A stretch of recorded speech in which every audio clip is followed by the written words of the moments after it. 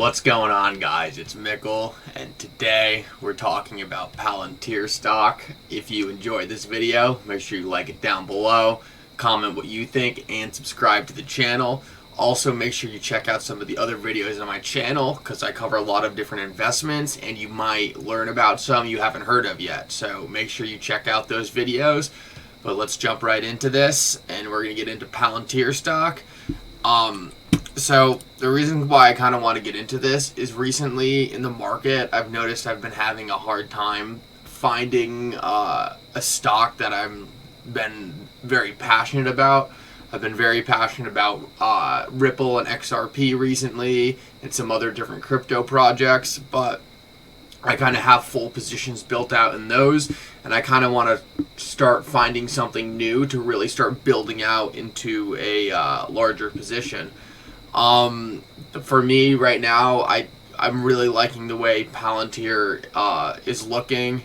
I do own a decent amount of shares in it, but I just think this is one of those companies where when I don't know where to put money, I think I want to be averaging into Palantir stock, and I want to get in this video, I want to get into why. I just wanted to note that since Palantir's IPO, it ran up 300%, and since then it has essentially been trading sideways for a while.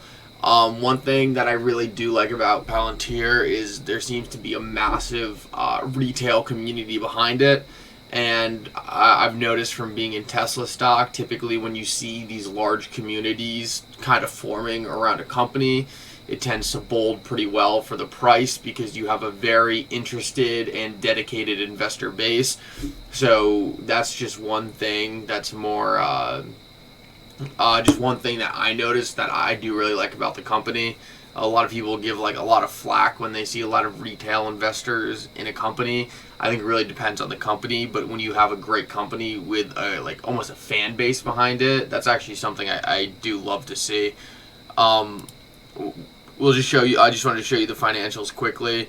Their revenue is growing. Their revenue is growing really well.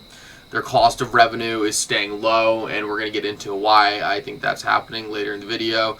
They are losing money, but I just think this is one of those companies where they probably aren't even thinking about profits right now. They're thinking about build. And for a company like this, I'm just not too worried about that at the moment. Palantir could probably get funding in the snap of a finger if they ever needed it. So they're growing really well. Financials for a company like this are almost kind of hard to look at because I think it's 100% for them going to matter based on how great their product is. And yeah, that's one of the reasons why I do love this company, because of how good their product is.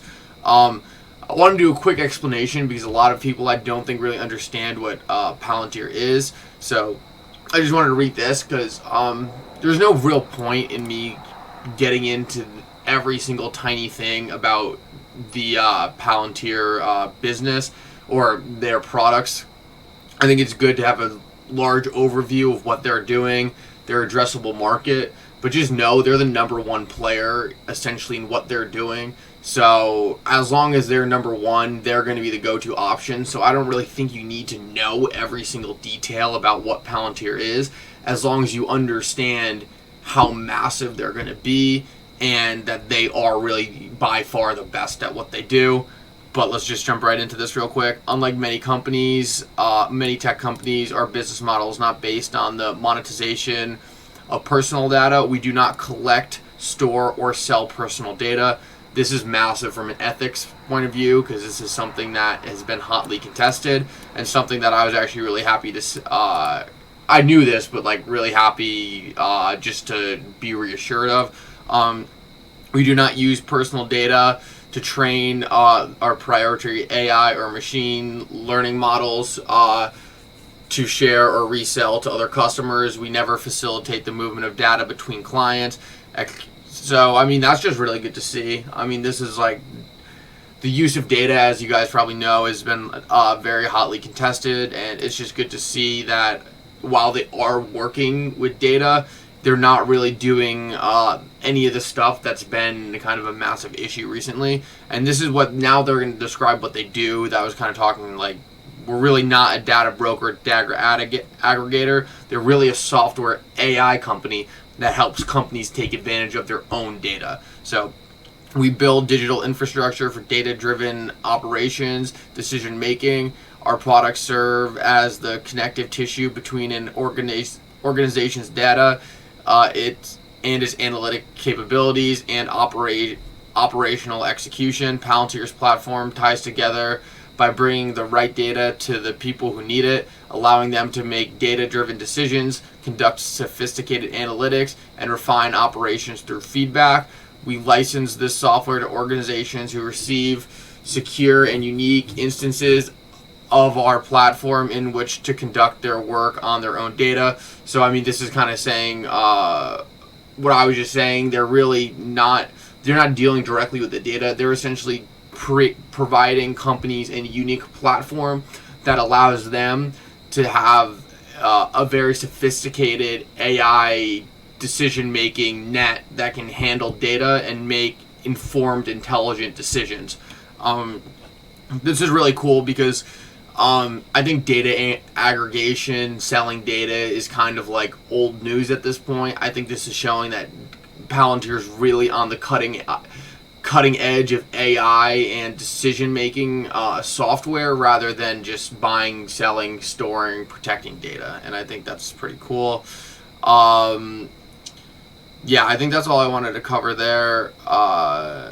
Oh yeah, this infrastructure helps organizations bring the right data together at the right time to answer complex questions and make intelligent decisions. Yeah, so you guys can read this whole article if you want. I just wanted to give a quick explanation for those of you who didn't know what Palantir is doing. Next, I wanted to play this quick little clip. Buying some Palantir, and have you been able to, I don't know, evolve some thinking, and where do you currently stand on, for example, their AI expertise, their defensible, let's say, moat or advantage, and their projections to grow revenue, let's say, even 50% or more per year for the next 5 years? Yeah, it's a great question. I think there are a couple trends that I think are interesting with Palantir. They got a tailwind from COVID with government contracts. And I think as we started to exit COVID, and I guess you could argue now start to re-enter COVID to a degree, that tailwind hasn't slowed down in the sense that while maybe their core contracts related to COVID are running up, we see government agencies, both federal, state, across the world, reintroducing Palantir to solve other problems within their agency. And so I think for government side of Palantir, I think COVID was actually a great beachhead into many organizations and agencies across the world that they wouldn't have worked with otherwise, or would have worked with much later in their life cycle. And so I think there's a strong tailwind of sort of government adoption in that sense. And I think from an enterprise perspective, they gave an example in their last earnings call where Boeing actually switched to a joint venture software platform with Palantir and Airbus away from something that they homebrew with Microsoft. I think that's a great sort of indication as to what's happening across the board with enterprises when it comes to Palantir. Often they're competing with a homegrown solution. In many cases, it's Palantir versus, hey, let's build this platform ourselves. And there are certain advantages to doing both, but it seems like the choice is tipping towards Palantir in many cases, and we think that's going to continue. Also interesting is the sort of move down market in the activity with SPAC investments. And their thesis around this is, hey, we're going to invest in a company early in its life cycle, get them to build their company on top of our platform, and we'll grow with them. And I think this sort of organic story of, hey, we're going to be the platform that helps the company build their first product or build a series of products and then grow with that company is really interesting. We saw that with Twilio. For a long time, that's what drove Twilio's growth, is these companies like Uber. We use them very early on to actually build their technology, to build their product, and then Twilio benefited that they grew with Uber. And to me, Palantir is interesting in that that's sort of a new customer demographic where I think there's a lot of greenfield opportunity. You have the government sector, which we just talked about, that has that kind of tailwind continuing.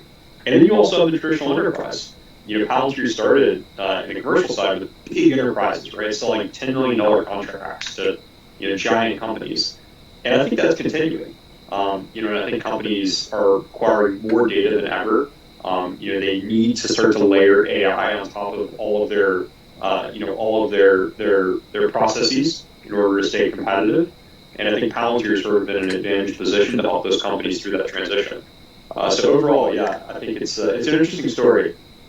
Given all of that and given sort of the head start that they had many, many years ago with the government, I think it'll be an interesting story over the next 5 or 10 years. So first off, I just really wanted to point out that video because essentially what they're saying is, in another clip that wasn't shown but it was also in that interview, was he said that Palantir actually has what they believe, ARK believes, is a 5-year advantage on the rest of the market. You see companies moving away from their like Boeing moving away from the solutions they currently have and moving more towards something like Palantir because of how unique and strong the Palantir system is. For the end of this video, I just really want to get into some reasons why I think Palantir's market is about to really explode. And that has to do with the work they're currently doing. Before we talk about that, I just want to point out this.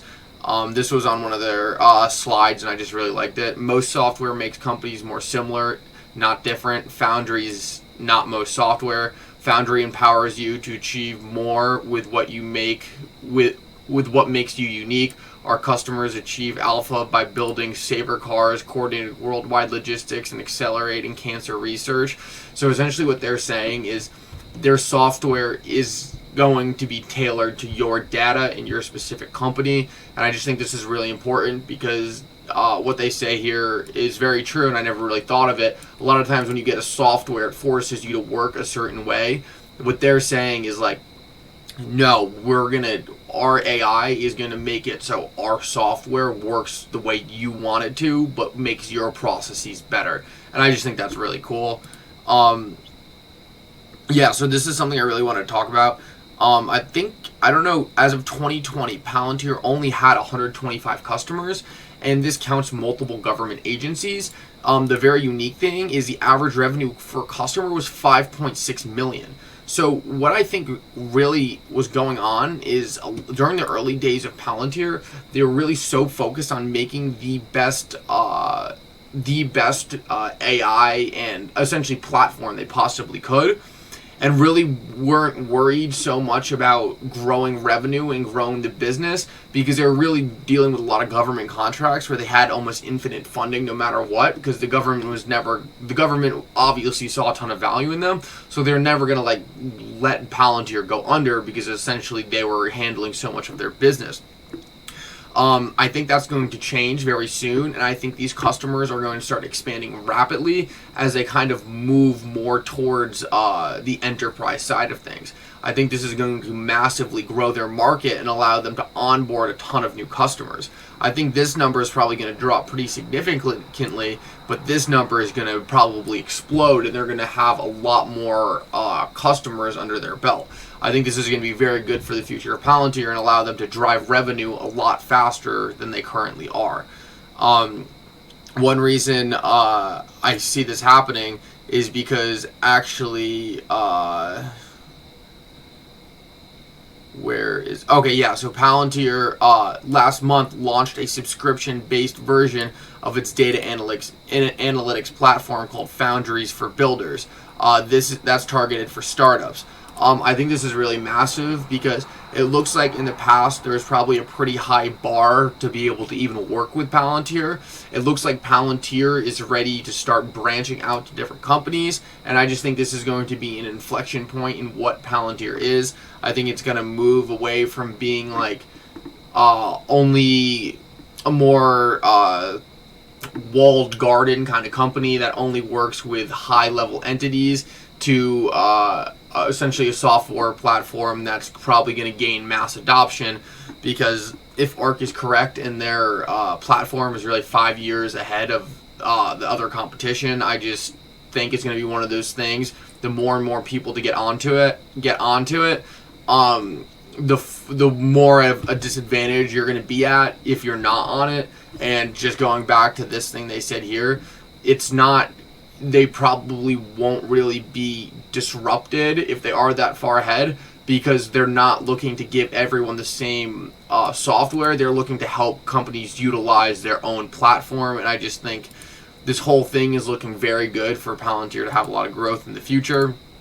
One of the biggest drawbacks I see on Palantir is that they have been creating a lot of shares and diluting shareholders. They've said that they essentially are using these shares for stock-based compensation, and they're using it to attract the top-tier talent in the industry. In one of my other videos, I pointed out that, in my MindMed video actually, I pointed out that essentially you really want to have these big names, companies in your portfolio, because that's where they're going to be attracting all the talent. And when you have something very cool and interesting, the top tier engineers who are coming out of college and looking to transfer from old, more legacy companies are going to want to go to a company like Palantir. That's essentially what happened with Tesla. And when you have this great talent coming in naturally, just because people have a brand they think is cool or they like, then you want to make sure those engineers are being compensated very well. And I really do think that doing it with a stock-based compensation is in the long run going to have very little effect on the stock itself, and I think overall it's just going to help them keep their massive lead with top tier talent. I mean, the reason why you really want to have the best engineers at your company, because those are who are going to be driving most of the things going on. So I just want to point out that I really think this issue is a non-problem, and for the long-term value of the Palantir stock, I don't think this is going to be a massive driver. The last thing I wanted to get into is Palantir's CFO says it's considering holding Bitcoin on its balance sheet. I just think this shows that the company is very forward thinking. They're not looking to, they want to be on the cutting edge of everything. They want to be on the cutting edge of how they use their money, how they deal with partners, how they grow their platform. And what I see in Palantir now is very similar to what I saw with Tesla in the early days when I first got into that.